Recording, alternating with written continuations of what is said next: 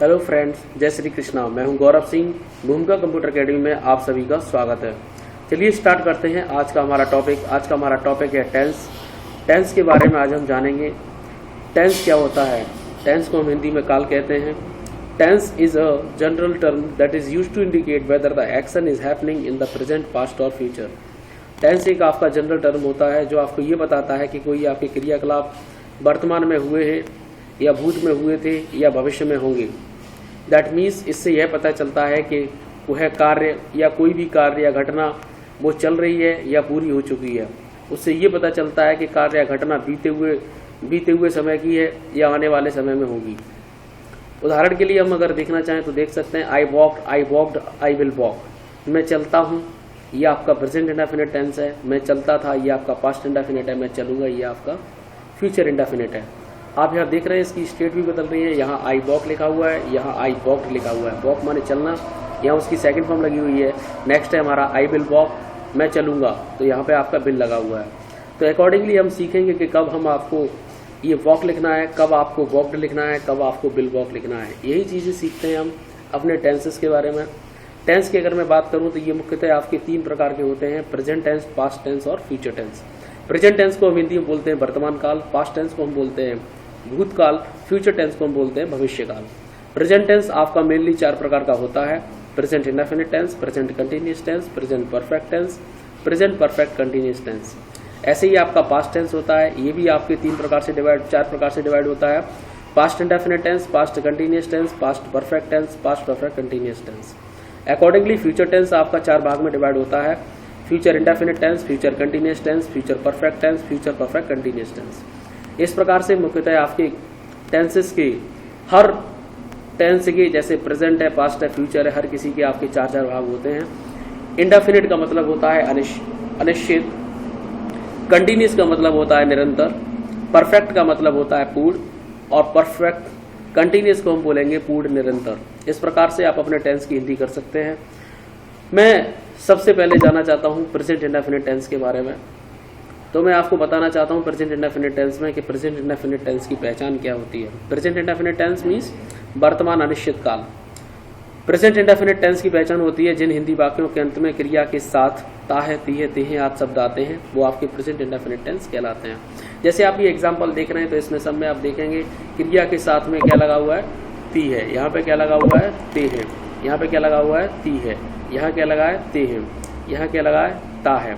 राधा एक मधुर गीत गाती है, तो जो गाती है वो हमारा क्रिया है और यही से हमारी पहचान हो रही है। ती है साथ में आ रहा है क्रिया के साथ, तो ये हमारा प्रेजेंट इंडेफिनिट टेंस है। ऐसे ही यहाँ पे प्रधानमंत्री जी स्टेज पर भाषण नहीं देते हैं, तो यहाँ पे देते हैं आपकी क्रिया है और इसी से आपकी पहचान होती है। ते हैं, ता है, ती है, ते हैं, किसके साथ, क्रिया के साथ। वो हमारे टेंस कौन से होते हैं, प्रेजेंट इंडेफिनिट टेंस। अकॉर्डिंगली आप ये सेंटेंस पढ़ सकते हैं: वे मरीजों को रक्तदान करते हैं, सिपाही चोर को पकड़ता है, मायावती हर साल इलेक्शन लड़ती है, आसमान में सितारे चमकते हैं, कुछ लड़के नदी में स्नान करते हैं, एक लड़की टोकरियां बेचती है, मैं रोजाना अपनी छत पर पतंग उड़ाता हूँ, वे खेत जोतते हैं, लड़की अपना गृह कार्य अच्छी प्रकार से करती हैं, हम रोजाना रात को फिल्म देखते हैं। ये जितने भी सेंटेंस हैं ये आपके अफर्मेटिव सेंटेंस हैं, सकारात्मक वाक्य हैं। सकारात्मक वाक्य वो वाक्य होते हैं जो अपने वाक्य में सहमति प्रकट करे, मतलब जिन वाक्यों से हमें लगे कि इसमें सहमति प्रकट हो रही है वो हमारे वाक्य अफर्मेटिव सेंटेंस कहलाते हैं, पॉजिटिव सेंटेंस कहलाते हैं। और हर वाक्य में आप देख रहे हैं आपका फुल स्टॉप लगा हुआ है। हर वाक्य में आप देख रहे हैं ता है, ती है, ते हैं, क्रिया के साथ आपका आ रहा है। ये आपके प्रेजेंट इंडेफिनिट टेंस का अफर्मेटिव पार्ट है। आप किसी भी टेंस को सीखेंगे तो मैं आपको 4 पार्ट डिस्कस करूंगा: affirmative, negative, interrogative and double interrogative. तो ये तो रहा आपका अफर्मेटिव सेंटेंस। इसको बनाने का तरीका क्या है, रूल्स ऑफ ट्रांसलेशन क्या है तरीके इसके बनाने के। सबसे पहले सब्जेक्ट लिखते हैं, इसके बाद हम वर्ब की फर्स्ट फॉर्म लगाते हैं, इसके बाद ऑब्जेक्ट लगाते हैं, इसके बाद सेंटेंस में अगर कोई अदर वर्ड है तो उसको लगाते हैं। और सब्जेक्ट अगर एक वचन हो तो क्रिया में एस अथवा ईएस जोड़ते हैं। कब, जब हमारा वाक्य अफर्मेटिव और कर्ता एक वचन हो। अगर सब्जेक्ट क्या हो, एक वचन, तो वर्ब की फर्स्ट फॉर्म में एस अथवा ईएस जोड़कर इसे फॉर्मूला लगाते हैं। तो इसका फॉर्मूला बनता है सब्जेक्ट प्लस वर्ब की फर्स्ट फॉर्म प्लस एस अथवा ES plus object plus other word. Subject माने कर्ता, वर्ब माने क्रिया, ऑब्जेक्ट माने कर्म, अदर वर्ड माने अन्य शेष भाग। और अगर कर्ता बहुवचन है तो हमारा रहेगा सब्जेक्ट प्लस क्रिया की first form plus object plus other word, इसमें एस अथवा ईएस क्रिया में नहीं आती। कब नहीं आएगी? जब कर्ता हमारा कैसा हो? बहुवचन। कर्ता एक वचन होगा तो एस अथवा ईएस आएगी आपकी, एस अथवा ईएस आएगी आपकी, लेकिन जब कर्ता बहुवचन होगा तो एस अथवा ईएस नहीं आएगी। अकॉर्डिंगली आप इन सेंटेंसेस को बना सकते हैं, जैसे वे मरीजों को रक्तदान करते हैं। अब एक एक करके हम इसके एग्जाम्पल को समझते हैं। सबसे पहले आपका एग्जाम्पल था वे मरीजों को रक्तदान करते हैं। तो रक्तदान, दान के लिए हम दान करने के लिए लगाते हैं हम डोनेट, और रक्त का होता है आपका ब्लड, मरीजों को हम बोलते हैं पेशेंट्स और वे को बोलते हैं दे। तो आप ट्रांसलेट करने के टाइम पे आप कैसे बनाएंगे? They donate blood to the patients, क्योंकि कर्ता या बहुवचन है इसलिए डोनेट में एस अथवा ईएस नहीं आएगा। They donate blood to the patients. Next है हमारा the policeman catches the thief. The policeman, पुलिसकर्मी कैचेस द थीफ, किसको पकड़ता है? चोर को पकड़ता है। तो जो पुलिसमैन है वो आपका एक वचन है, इसलिए यहाँ पे एस अथवा ईएस आएगा। कैचेस माने पकड़ना, द थीफ माने चोर को। मायावती कंटेस्टिस माने लड़ना, मायावती लड़ती है इलेक्शन को एवरी ईयर, प्रत्येक साल।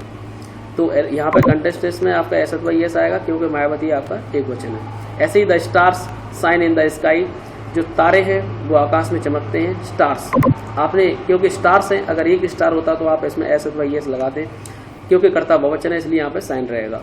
सम boys take bath in the river, कुछ लड़के नदी में नहाते हैं। तो कुछ लड़के बहुवचन है तो आपका यहाँ पे एस अथवा ईएस नहीं आएगा। टेक बाथ, नहाते हैं, इन द रिवर, नदी में।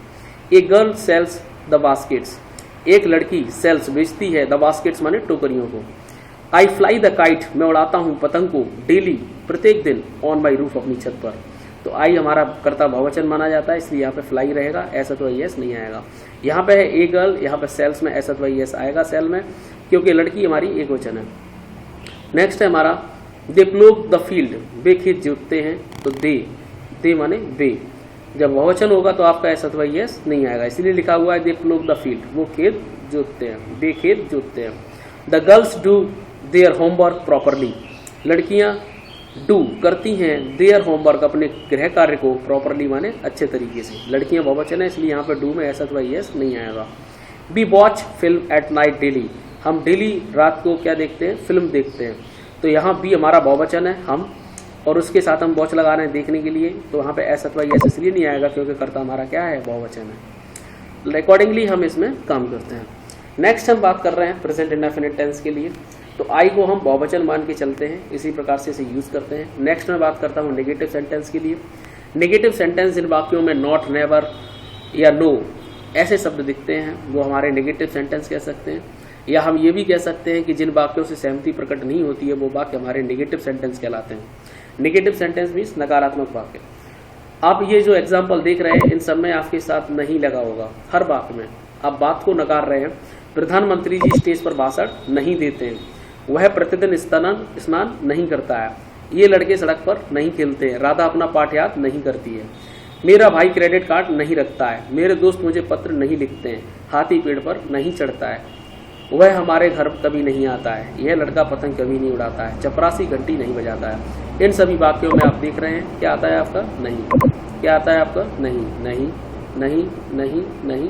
इस तरीके से आपके वाक्य बने होते हैं जिन वाक्यों में आपका क्या लगा हो? नहीं, कभी नहीं। ऐसे वाक्य हमारे नेगेटिव सेंटेंस कहलाते हैं। इन सेंटेंस को अनुवाद करते समय नहीं के लिए हम डज नॉट या डू नॉट का प्रयोग करेंगे, क्योंकि हमारा टेंस है present indefinite tense. Present indefinite में जो हमारी सहायक क्रिया होती है वो डू या डज होती है। हमने अफर्मेटिव में डू या डज का प्रयोग इसलिए नहीं किया क्योंकि हमारा कर्ता एक वचन होता तो हम क्रिया में एस अथवा ईएस लगाते थे, और वो हमारा फॉर्मेट नहीं है। हमारा डू डज जो सहायक क्रिया है वो नेगेटिव सेंटेंस से प्रारंभ होता है। अफर्मेटिव में हम डू या डज का प्रयोग नहीं करते। सहायक क्रिया का मेनली जो हमारा रोल होता है वो नेगेटिव से स्टार्ट होता है, हम नेगेटिव से डू या डज का प्रयोग करना स्टार्ट करते हैं, अफर्मेटिव में नहीं करते।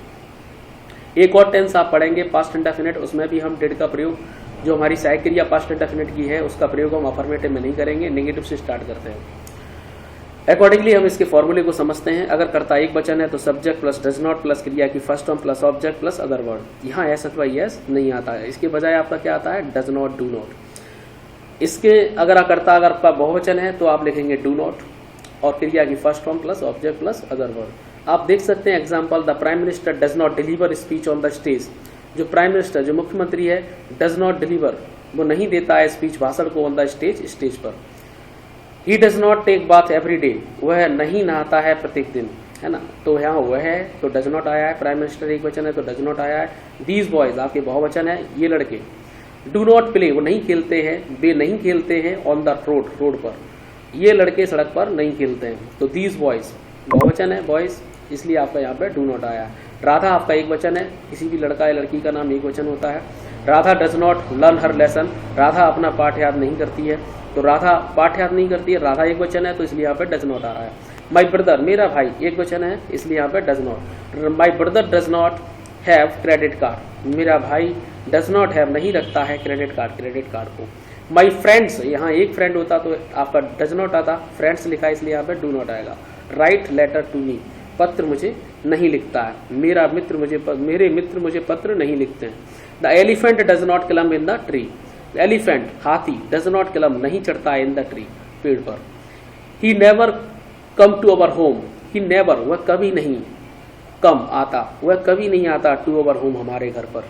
तो यहाँ पे कभी नहीं आया है, तो मैंने आपसे कहा था कि नहीं कभी नहीं, ऐसे वाक्य होते हैं आपके, no never no, no never not. This boy, यहाँ पे ही लगाता है, नेवर आया, ओके। दिस बॉय, यह लड़का एक वचन है। नेवर फ्लाई द काइट, वो कभी नहीं उड़ाता, किसको, पतंग को। The peon does not ring the bell, peon एक वचन है इसलिए यहाँ पे डज नॉट आएगा। रिंग द बेल, रिंग माने बजाना, द बेल माने घंटी को, चपरासी घंटी नहीं बजाता है। इस प्रकार से हमारे अफर्मेटिव और नेगेटिव के प्रकार थे। नेक्स्ट में हम समझते हैं इंटेरोगेटिव सेंटेंस। जब वाक्य के शुरू में क्या हो, क्या, जब वाक्य के प्रारंभ में क्या और लास्ट में क्वेश्चन मार्क चिन्ह आता है तो वो वाक्य आपका इंटेरोगेटिव सेंटेंस कहलाता है। जिन वाक्यों की शुरुआत में क्या तथा लास्ट में क्वेश्चन मार्क। अगर इंग्लिश में पहचान करना चाहते हैं तो जिन वाक्यों के प्रारंभ में साइक्रिय तथा लास्ट में क्वेश्चन मार्क चिन्ह आता है वो आपका इंटेरोगेटिव सेंटेंस कहलाता है। अगर हम बात करूं तो इन सभी वाक्यों में आप देख सकते हैं स्टार्टिंग में क्या आ रहा है और लास्ट में क्वेश्चन मार्क। क्या गांव में ठंडी हवा चलती है? क्या तुम रोजाना दिल्ली जाते हो? क्या मुकेश मधुर गीत गाता है? क्या विद्यार्थी कक्षा में शोर मचाते हैं? क्या पंछी आकाश में उड़ते हैं? क्या बादल हवा में तैरते हैं? क्या लड़के मैदान में क्रिकेट खेलते हैं? क्या राहुल अपनी मम्मी से फोन पर बातचीत करता है? क्या सुनार अंगूठी बनाता है? क्या बढ़ई एक सुंदर मेज बनाता है? अकॉर्डिंगली आप इनके नियम जानेंगे। प्रेजेंट इंडेफिनिट टेंस में अगर कोई टेंस जब हिंदी वाक्य के शुरू में क्या से शुरू होता है और अंग्रेजी में ट्रांसलेट करते समय क्या के लिए वॉट नहीं लिखते हैं बल्कि उस टेंस के हेल्पिंग वर्ब लिख देते हैं। यहाँ क्या के लिए वॉट का प्रयोग नहीं करोगे, हालांकि आप जानते हो वॉट माने होता है क्या, लेकिन यहाँ जब वाक्य के प्रारंभ में क्या है लास्ट में क्वेश्चन मार्क तो उसकी जगह आप साई क्रिया का प्रयोग करोगे जिस टेंस में आप चल रहे हो। तो जैसे कि हम जानते हैं कि प्रेजेंट इंडेफिनिट में है डू डज का प्रयोग कर रहे हैं तो आपका फॉर्मूला बनेगा। अगर कर्ता एक वचन है तो does plus subject plus verb की first form plus object plus other word plus question mark. अगर कर्ता बहुवचन है तो डू प्लस सब्जेक्ट प्लस क्रिया की first form plus object plus other word plus question mark. Translate करते समय does the cloud, does the cold wind, क्या ठंडी हवा ब्लो चलती है इन द विलेज गाँव में। Do you go to Delhi every day, क्या तुम जाते हो दिल्ली एवरी डे प्रत्येक दिन। डज मुकेश, क्या मुकेश सिंह गाता है स्वीट सॉन्ग मधुर गीत, क्या मुकेश मधुर गीत गाता है। Does the students, do the students, यहाँ पे देखो डू डज आ रहा है, डज मुकेश, यहाँ पे डू यू आ रहा है क्योंकि यू हमारा बहुवचन है इसलिए यहाँ पे डू आया है। द कोल्ड विंड, यहाँ पे हमारा एक वचन है इसलिए डज आया है। मुकेश हमारा एक वचन है इसलिए डज आया है। द स्टूडेंट्स, एक स्टूडेंट होता तो डज लगाते, बहुत से स्टूडेंट है तो डू आएगा। Do the students make a noise in the class, क्या छात्र मेक अ नॉइस शोर मचाते हैं इन द क्लास में। Do the birds fly in the sky, क्या चिड़िया आकाश में उड़ती हैं। Do the clouds float in the air, क्या बादल तैरते हैं कहाँ, हवा में तैरते हैं। Do the boys play cricket in the field, do the boys, do यहाँ पे डू आ रहा है, डज नहीं आ रहा क्योंकि द बॉयज है, बॉयज माने लड़के, कई सारे लड़के हैं तो इसलिए हमारा डू आएगा। प्ले खेलते हैं क्रिकेट को इन द फील्ड खेत में। Does Rahul talk to his mother by phone, क्या राहुल एक वचन है तो यहाँ पर डज आएगा। टॉक बातचीत करता है टू हिज मदर अपनी माँ से बाई फोन द्वारा। डज द गोल्ड स्मिथ माने आपका होता है सुनार एक वचन है तो यहाँ पर डज आएगा। Does the gold Smith make a ring, अंगूठी बनाता है, मेक माने बनाना। डज द कारपेंटर माने क्या होता है बढ़ई। मेक अ ब्यूटीफुल टेबल, क्या वो एक सुंदर टेबल बनाता है, कौन, बढ़ई। तो आपका बढ़ई एक वचन है इसलिए यहाँ पर डज आएगा। गोल्ड स्मिथ एक वचन है इसलिए डज आएगा। राहुल एक वचन है इसलिए डज आएगा। द बॉयज आपका बहुवचन है इसलिए डू आ रहा है। द क्लाउड्स बहुवचन है इसलिए डू आया। द बर्ड्स आपके बहुवचन है डू आया। द स्टूडेंट्स आपका बहुवचन है, डू आया, तो आप इस तरीके से समझ रहे हैं डू डज का प्रयोग हम करके हम वाक्यों को बनाते हैं। नेक्स्ट हम बात कर रहे हैं इंटरोगेटिव सेंटेंस, जिन वाक्यों के बीच में क्वेश्चन वर्ड आता है डबल इंटरोगेटिव सेंटेंस कहलाता है। In terms of other word we can say, जिन वाक्यों के बीच में कब, क्यों, कैसे, कहाँ, कितना, कितने ऐसे शब्द आते हैं तथा लास्ट में क्वेश्चन मार्क चिन्ह आता है, तो वो वाक्य आपका डबल इंटरोगेटिव सेंटेंस कहलाता है। जैसे तुम कहाँ रहते हो, बीच में क्या आ रहा है, कहाँ। तुमको कौन पढ़ाता है, कौन बीच में आ रहा है, लास्ट में क्वेश्चन मार्क है। यस, तुमको कौन पढ़ाता है, ताहे दिए तेह चल रहा है, तो ये आपका प्रेजेंट इंडेफिनिट का डबल इंटरोगेटिव सेंटेंस है। तुम अपना गृह कार्य कैसे निपटाते हो, तुम रात को कौन सी फिल्म देखते हो, कौन से, कैसे, कौन, कहाँ, ये सभी वाक्य हमारे कैसे हैं, डबल इंटरोगेटिव सेंटेंस के उदाहरण है। आप इनको बनाते समय एक ही चीज ध्यान रखते हैं, क्वेश्चन वर्ड पहले आएगा, फिर उसके बाद डू या डज, अगर कर्ता बहुवचन है तो डू लगाएंगे, कर्ता एकवचन है तो डज लगाएंगे, फिर सब्जेक्ट आएगा, वर्ब की फर्स्ट फॉर्म आएगी, ऑब्जेक्ट आएगा, अदर वर्ड आएगा, फिर लास्ट में क्वेश्चन मार्क। जैसे तुम कहाँ रहते हो, वेयर, पहले हम क्वेश्चन वर्ड की मीनिंग लगाएंगे, वेयर डू यू लिव, क्योंकि यू हमारा बहुवचन है तो उसके लिए हम डू लगाएंगे, और लिव माने रहना। वेयर डू यू लिव, तुम कहाँ रहते हो। हु टीचर्स यू, तुम्हें कौन पढ़ाता है। हु माने कौन, टीचर्स माने पढ़ाता है, यू माने तुमको। How do you finish your homework, कैसे डू यू फिनिश, तुम खत्म करते हो या पूरा कर देते हो, खत्म कर देते हो योर होमवर्क, अपने गृह कार्य को। विच फिल्म, कौन सी मूवी, कौन सी फिल्म, डू यू वॉच, तुम देखते हो, एट नाइट, रात में, कौन सी मूवी तुम रात में देखते हो। व्हेन डू, कब, दीज बॉयज, ये लड़के, गो टू स्कूल, ये लड़के कब स्कूल जाते हैं।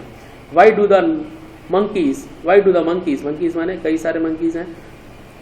बंदर क्लम, चढ़ते हैं ऑन द ट्री, पेड़ पर, बंदर पेड़ पर क्यों चढ़ते हैं। वॉट डू यू वॉन्ट, तुम क्या चाहते हो, तो यहाँ पे वॉट की स्पेलिंग आ रही है, वॉट माने क्या, तुम क्या चाहते हो, वांट माने चाहना।